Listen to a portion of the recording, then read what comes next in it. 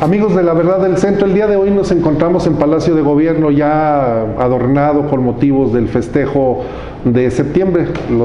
Recuerda que estamos en la época de el mes patrio, la independencia de México, y queremos aprovechar para platicar con el secretario general de Gobierno, Enrique Morán Faz, sobre algunos temas que seguramente a usted le va a interesar, temas que han estado en el ánimo de la sociedad, y qué mejor que sea la postura oficial la que nos diga y nos indique qué hay detrás de algunos señalamientos y cuestionamientos y percepciones que se tienen. Secretario, mucho gusto. Rodolfo, bienvenido. Gracias por recibirnos. Comentarle, señor secretario, hay un tema, comenzaré por algo particular que nosotros publicamos hace, tengo entendido, 8 o 10 días, con relación a un tema, me parece trascendente desde mi punto de vista.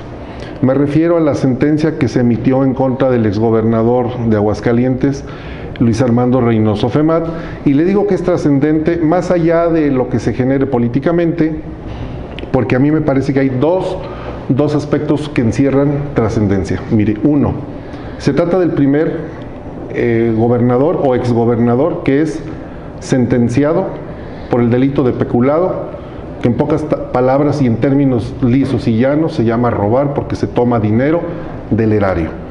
Y dos, porque el juez está mandatando que devuelva 13.8 millones de pesos que corresponden a la compra simulada de un tomógrafo, y que ese dinero se le tiene que entregar, según sentencia del juez, al propio gobierno del estado. Las dos preguntas sobre este tema. Uno, su opinión al respecto sobre la sentencia en contra de un exgobernador, quitémosle el nombre y apellido, y si ese dinero que van a recibir ustedes va a ser utilizado o empleado para la compra de un tomógrafo que nunca llegó. Bueno, primero pues reconocer la circunstancia que estamos viviendo de nuevos aires en la vida pública, la gran responsabilidad que ha puesto la sociedad civil para presionar para que esto suceda. O sea, a nivel nacional, el Sistema Nacional Anticorrupción es fruto de la presión de organizaciones de la sociedad civil, no es una concesión graciosa de autoridades. Me incluyo por haber participado en la conformación y configuración del sistema cuando trabajaba yo todavía para organizaciones de la sociedad civil. En este sentido, no debemos sorprendernos, tampoco festejar de que a alguien se le sancione, porque quiere decir que hubo un problema. Sin embargo, reconocer que la autoridad, a pesar de todos los recursos que se tienen, pues, de amparos y de todo esta, digamos, rosario de Amazon que se tiene cuando un caso de esto sucede, ya concluyó, hay un procedimiento. Sin embargo, también debo reconocer que el ciudadano que tú mencionas ha sido ya notificado de la resolución de la Suprema Corte, pero él tiene todavía un recurso sobre la sentencia, ya no sobre el pago. La sentencia era una sentencia combinada por dos delitos. Sí.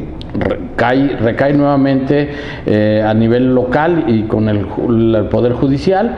Hay una reclasificación de los tiempos, porque originalmente había una sentencia con más amplitud. El doble de años, digamos. Así es, cuando menos eran 7 años y fracción. Cuando eran 2 delitos, cada un delito era de 4 años y 9 meses, quedó en 2 años 6 meses. 2 años 9 meses. 2 años 9 meses.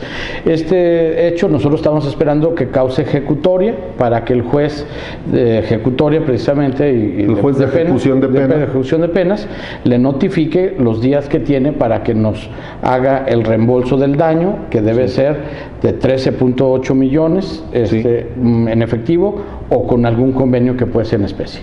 Bien, ¿ese dinero lo van a utilizar para la compra del tomógrafo o no se tiene decidido? Ya que será una decisión aquí interna, es un daño patrimonial al gobierno del estado. Ese tomógrafo, si no me equivoco, originalmente era para el Hospital Tercer Milenio. Sí. En años posteriores, pues al hospital lo equiparon con un tomógrafo. El sector salud siempre está deficitario, o sea, la verdad, entre la innovación tecnológica, la obsolescencia de la tecnología, el deterioro de los equipos, siempre se requieren muchas cosas.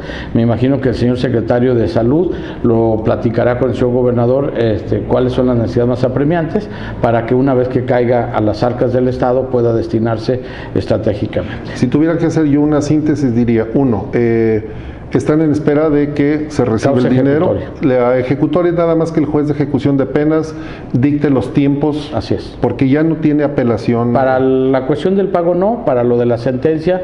La sentencia está en firme. Lo que sí puede apelar es el tiempo y la forma del pago. Así es.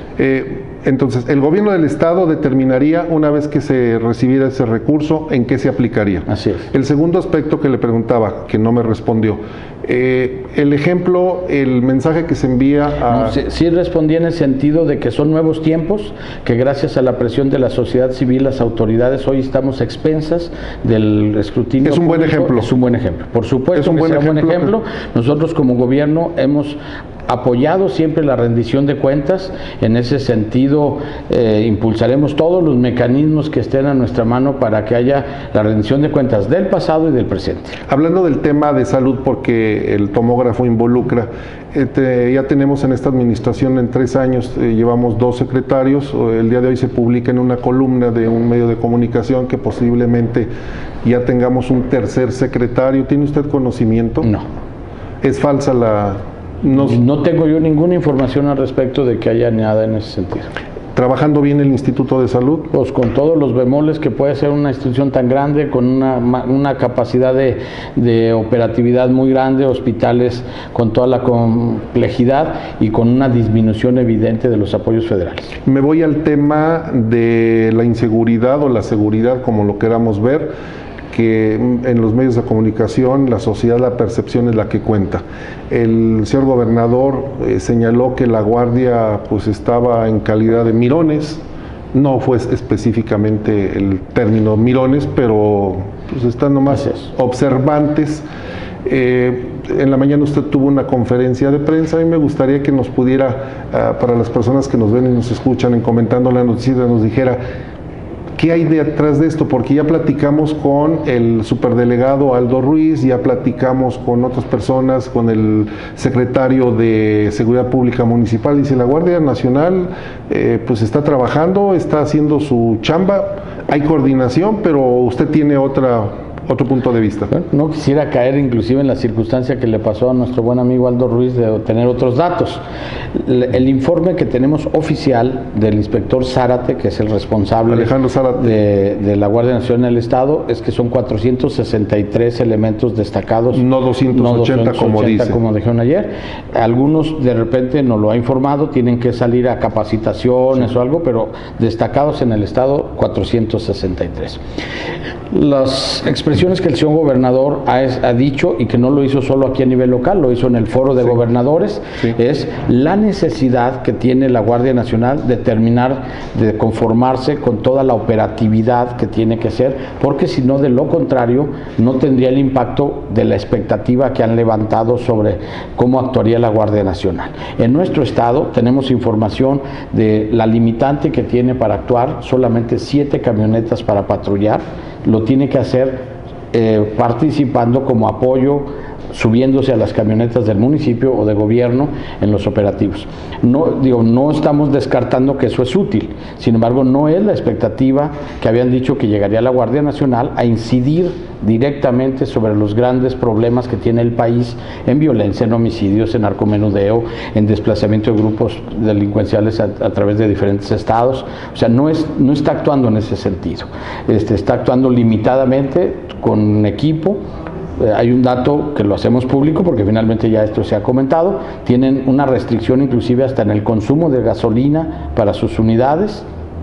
Traen, repito, según tenemos conocimiento, 7 unidades de patrullaje y 2 o 3 camiones para desplazar grupos mayores cuando se tienen que cambiar de ubicación. Entonces el gobernador no solamente lo comentó acá, lo comentó en el foro de gobernadores. Se requiere que a nivel central consoliden esta estrategia.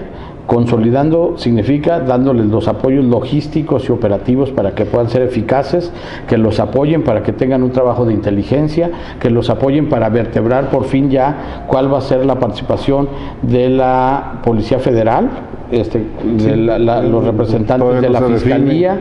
Ese tipo de cosas son los que hemos especificado. Hay coordinación, pero no tienen... Hay mucha voluntad. Hay deseos, ánimo, ganas de trabajar y de colaborar. Reconozco como la valentía y la disposición de que el inspector Zárate y la gente que está destacada en el Estado tienen, pero están limitados.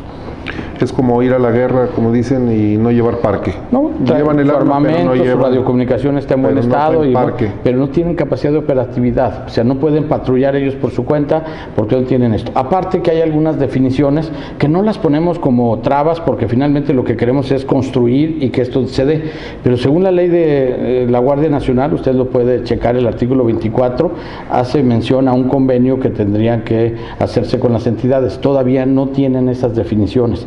Lo hemos platicado con un afán muy constructivo, tanto con el inspector Zárate como con el jefe de región, que tiene a su cargo varios estados y con sede en Guadalajara, Jalisco. Esto implica que primero tiene que hacerse el convenio para determinar las reglas. El marco de actuación. No estamos poniendo eso. Entendemos que es un proceso de consolidación y tendremos la paciencia para que esto suceda, pero el gobernador puso el dedo en la llaga en el foro de gobernadores para que pudiera avanzarse más rápido en los términos de la consolidación de esta estrategia de la Guardia Nacional.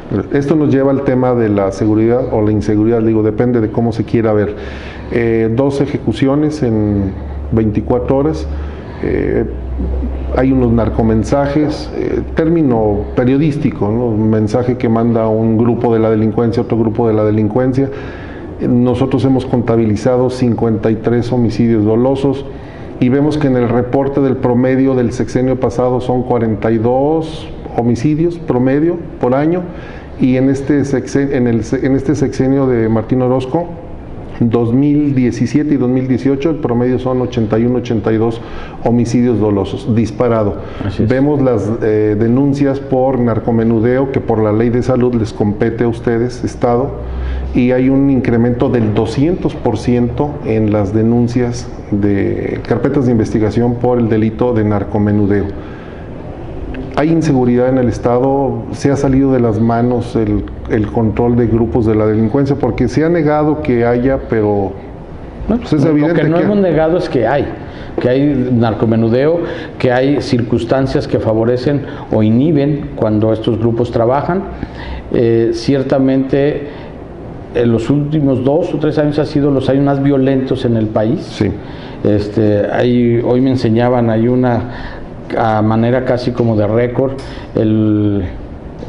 los estados que tienen más índice de homicidios en el país lo llevan ya casi por día. Sí. Guanajuato iba a la fecha, que no es Aguascalientes, no, desde en luego. 1700 homicidios al año, ahorita, lo que va del año. El año pasado en la región, estos estados, Zacatecas, Guanajuato, San Luis, cerraron con más, sobre todo Guanajuato está con un flagelo muy grande, 2.760, si no me equivoco. Tienes razón, ha ido creciendo, es un tema que tenemos que ponerle mucha atención y que estamos atacando por muchas vertientes. Hemos puesto el dedo en la llaga en la necesidad de actuar con mayor eficacia en las colonias del oriente, donde el narcomenudeo es más extenso. Hemos puesto el dedo en la llaga en decir que cuidemos los centros de esparcimiento, porque también ahí puede haber un tipo de actividad de narcomenudeo, y hemos puesto la llaga en decir tiene que cubrirse el factor económico, las inversiones, todo lo que pudiera relacionarse con los grupos de narcomenudeo o de delincuencia organizada. Lo que sí hemos afirmado categóricamente es no hay ningún convenio ni del gobernador ni de ninguno de los miembros que somos responsables del Gabinete de Seguridad con ningún grupo de delincuencia organizada para poderles tolerar o permitir, y se ataca por parejo a quien se encuentra en actividad delictiva. Entre los narcomenudistas, sin duda alguna, cuando hay una detención fuerte de algún líder o de algún incautamiento de alguna cantidad de enervante o de alguna droga en específico, hay algunos ajustes porque piensan que uno le puso dedo a otro o porque están peleándose prácticamente el mercado. Es así, yo creo que responde, y lo hemos dicho con tristeza, el señor general Espadas, comandante de la 14ª Zona Militar, el día de ayer hacía una comparación con otros estados, pero sin embargo lo hablamos, y hoy todavía en la mañana en el Gabinete de Seguridad, de que no podemos bajar la guardia y que tenemos que entrarle a todos los frentes. Nosotros tenemos un compromiso muy claro con nuestra responsabilidad del Estado, no rehusamos no estamos en colusión con nadie, lo debemos decir con mucha claridad. Los funcionarios que estamos dando la cara son gente que vive aquí, que quiere seguir viviendo aquí, que tenemos nuestras familias aquí, y lo hacemos por nuestra ética profesional, por nuestra responsabilidad como funcionarios públicos y como padres de familia. Si yo tuviera que apostillar algo de lo que usted comentó, diría, uno, la plaza no está vendida, no, como se afirma. Así es. Dos, la comparativa con otros estados puede ser buena y con otros puede ser mala. Y sobre todo el tema del subregistro, que fue motivo de algunas notas hace algunas semanas, el compararnos con otros estados, no sabemos si están registrando o no. Y aquí voy al tema de las carpetas de narcomenudeo. ¿Por qué creció las carpetas de narcomenudeo? ¿Por denuncias directas o porque está haciendo más operativos de cateos la propia Fiscalía?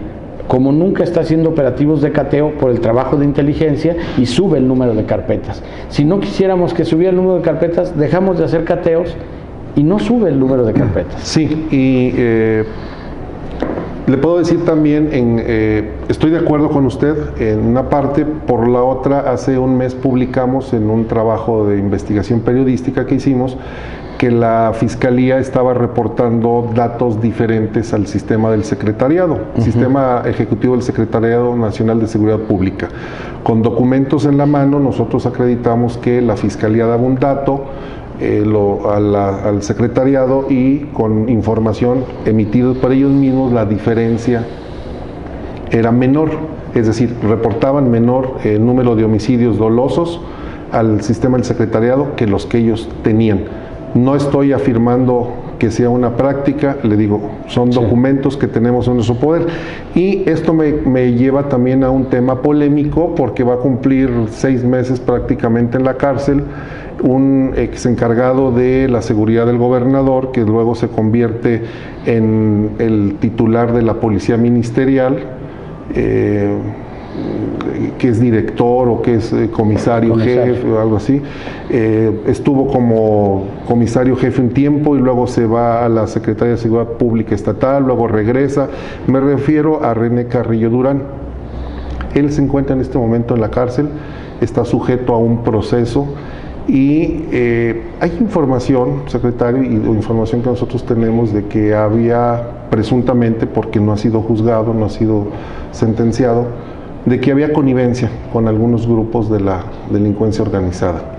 En el momento en el que se encuentra recluido es por haber girado una instrucción de una desaparición forzosa.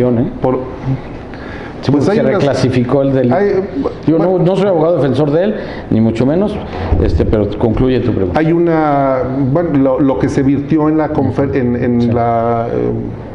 ¿cómo se llama? El juicio de oralidad. Sí, cuando se le vinculó a proceso. Cuando se le vinculó, ahí se menciona. Así es. Que hay unas llamadas porque lo tenían intervenido su teléfono a él y otras personas por parte de la Fiscalía General de la República. Esperemos que sea también mediante un proceso jurídico, ¿verdad?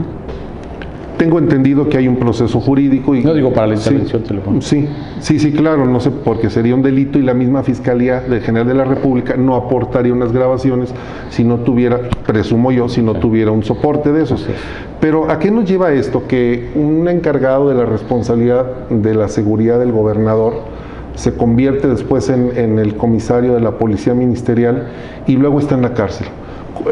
Si usted no voy a dos temas. Tocaste dos temas. Uno, los datos. Será la Fiscalía quien tenga que contestar el dato específico si hay alguna duda sobre algún documento en particular. Es la Fiscalía que tiene sus propios controles y su autonomía. Solamente refiero el informe de México Evalúa, en donde calificó y auditó la certidumbre con la que los estados subían sus datos al secretariado, y Aguascalientes sale como el segundo mejor estado con mayor certidumbre sobre los datos. O sea, no tenemos ni subregistro, ni maquillamos, ni eso. Sin embargo, repito, es responsabilidad de la Fiscalía. En el segundo caso, bueno, pues es un juicio que ahí está. si en el proceso se comprueba, más allá de las percepciones o de los rumores, que tenía alguna connivencia o como tú lo dejas ver en tu pregunta, alguna responsabilidad sobre alguna vinculación, pues quedará sentenciado y está ya detenido. Nosotros no hicimos nada para evitar que se le detuviese, no hicimos nada para evitar que se le juzgara y estamos observantes de la evolución de este proceso. O sea, es un proceso con una autoridad federal que sale a raíz de una detención de un elemento en activo de la policía ministerial que se vio involucrado en otro delito ahí que ya todos conocemos. Me voy a la movilidad, libramiento carretero, que ha generado polémica en estos últimos días, que si hay concesión, que si no hay concesión, que la concesión es para el Estado, que el Estado la entregó a un grupo de empresarios y que los empresarios la vendieron a otro, y esos otros que le pidieron al gobernador que se la vendieran a otro grupo neoyorquino, y ya no sabemos qué ha pasado, pero sí sabemos que el libramiento aún no empieza, y es una promesa de campaña del señor gobernador, y es una afirmación que él hacía todo el año pasado y que se arrancaba para el mes de junio, julio, y finalmente no hay nada. Yo creo que lo que hemos dicho públicamente lo reiteraría. Este es un tema que nos da mucha pena que el Estado tenga 10 años con una concesión y que no haya arrancado. Tenemos mucha presión inclusive de los transportistas y de otra serie somos una de las pocas ciudades que no tiene libramiento, entonces hay una necesidad evidente. Al segundo año de gobierno efectivo, digamos, segundo año, si no me equivoco fue en agosto de 2018, después de algunas pláticas y todo, ver si se iba a arrancar, se inició un procedimiento que está en cauce para extinguir la concesión si no se ejecutaba. No quiero dar más elementos para no caer en una violación del debido proceso de este procedimiento, que es un procedimiento iniciado por la Secretaría General de Gobierno con la información que las demás áreas del gobierno le presentaron para poder tomar una decisión. En esto, como en otros muchos casos, el particular pues ha recurrido a sus derechos de algunos recursos jurídicos. Se resolvió el jueves pasado el último de los amparos y está en su proceso. No hay libramiento y está en litis. Esperemos que concluya en breve y que esta afirmación de la necesidad del libramiento se vea coronada con el inicio de obras. ¿Habrá más endeudamiento? Una diputada de un partido de oposición nos comentaba la semana pasada que se está preparando un nuevo endeudamiento. Desconozco cuál es el monto del paquete autorizado anterior, creo que 1.200. Sí, pero digo, no tenemos ningún paquete que estemos construyendo para ningún endeudamiento. Aparte del que ya se tiene. Aparte del que ya se tiene, que ya está negociado y que la Secretaría de Finanzas sería la indicada para poder dar la información de qué etapa va, pero no hay, por el momento, yo llevo la relación con el legislativo y no tengo en la agenda legislativa ningún tema al respecto. Me quedan dos preguntas, sé que tiene el tiempo muy limitado por el evento que le sigue. Al inicio de la administración, el gobernador señalaba que había detectado abusos en el Licea y en diferentes áreas. El área de la Fiscalía Anticorrupción de la Fiscalía del Estado abrió un proceso en contra del actual delegado de la CONAGUA. Fue candidato también a diputado federal del partido Morena, y llama la atención que el señor está como delegado y sin embargo no es indiciado porque está apenas sujeto a una carpeta de investigación, a un proceso. ¿Cuál sería su punto de vista? Porque es un área sensible. Es un área muy sensible. Ustedes recuerdan que el señor gobernador, en un acto de apertura con la sociedad civil, incorporó a un primer contralor. Posteriormente hubo algunos cambios ahí en la Contraloría, pero lo que sí le puedo decir es que todos los expedientes que han caído se han procesado. Hubo también ahí una circunstancia que hemos platicado abundantemente y es motivo de toda una investigación jurídica de unos cambios en la ley de responsabilidades de funcionarios públicos que favoreció o perjudicó a algunos en el sentido de la vigencia y de la aplicación de con qué ley se pueda dar, pero sin duda alguna que hoy por hoy la pelota está en la cancha de la Fiscalía Anticorrupción y de la Fiscalía General, porque finalmente es un área de la Fiscalía General, la Fiscalía especializada en delitos de corrupción, y ellos serán los que tengan que decir el estatus que va de cada uno de ese y de otros muchos que usted refiere, que señaló el señor gobernador y que él dio indicaciones para que se procediera. La postura del gobierno del Estado es adelante con esas. Sin ninguna restricción, no hay negociación con nadie. Hablando de la gobernabilidad, mucho se dice en el Círculo Rojo, en los medios de comunicación, en las charlas de café, la animadversión, el golpeteo que existe del señor gobernador hacia la cita presidente municipal. Y hay un personaje del gobierno del Estado que actualmente es secretario de Turismo y presidente del patronato honorífico, y él constantemente, digo porque solamente hay que entrar a sus redes para estar observando un constante acusaciones, incluso hasta en contra de medios de comunicación, que dice que son pagados, que son subsidiados por la presidenta municipal para estar golpeando al señor gobernador. Tiene ese nivel o ese margen, independientemente del derecho que le asiste en su libertad de expresión, pues es un doble servidor público. ¿Puede y debe de estar haciendo ese tipo de señalamientos sin que lo pruebe? Yo creo que la responsabilidad particular de la probanza o no, pues sí cae en su persona. Sí hemos analizado con mucha prudencia y las circunstancias, yo platico continuamente con él y él refiere lo que tú lo has dicho ahorita, una orquestación donde lo demostrará él o no, de repente varios medios pegan al mismo tiempo, dice estoy en mi legítima defensa porque me siento agredido y vulnerado, y entonces será él el que defienda, pero sí es evidente que de repente 2 o 3 medios que se presume pudieran tener alguna motivación, él refiere las agresiones a sus personas, su honor y su ejercicio profesional. No lo vemos como algo deseable que en un estado esto suceda. La gobernabilidad se da por muchos factores y puede enturbiarse con temas de este tipo, pero sin embargo hay muchos más factores que dan gobernabilidad a nuestro estado, el diálogo con todas las fuerzas políticas, con todos los actores económicos, sociales, académicos. Esto transita en condiciones normales, digamos normales, me refiero a altibajos, y yo consideraría que hay un nivel de gobernabilidad aceptable, sin ser yo el más indicado para decirlo, por ser mi responsable. ¿No le afecta al gobierno del Estado ese constante manifestación de un secretario que todos los días sale a denostar?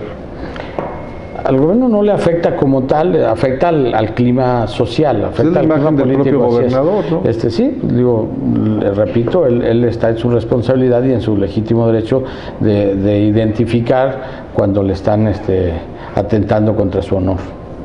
Si tuviéramos que utilizar una palabra para ponerlo en un cartelón, en un espectacular, ¿qué pondríamos? Avanzamos, fracasamos, retrocedemos en estos 3 años de gobierno. Hemos avanzado con paso a paso, haciendo lo correcto, y lo decimos en hechos concretos: inversión extranjera, empleo, nivel de contención de la seguridad. No podemos nunca decir que la seguridad es una bandera blanca, es nivel de contención dentro del contexto regional y nacional. Sí, tenemos que asumir una responsabilidad en el Estado y lo decimos con toda claridad. Yo creo que con números claros, y lo digo con la responsabilidad de lo que estoy diciendo, con números claros y no con campañas de imagen solamente, estamos demostrando que se está gobernando en forma equitativa y en forma eficiente y honesta. Podríamos poner entonces el letrero que dice avanzamos. Con las letras mayúsculas, las últimas 3 letras. Avanzamos. Señor secretario, muchas gracias. Enrique Morán Faz, por permitirnos platicar con usted, traer los estudios comentando la noticia y la verdad del centro aquí a Palacio de Gobierno, que es la casa de todos. La casa del pueblo. Muchas gracias.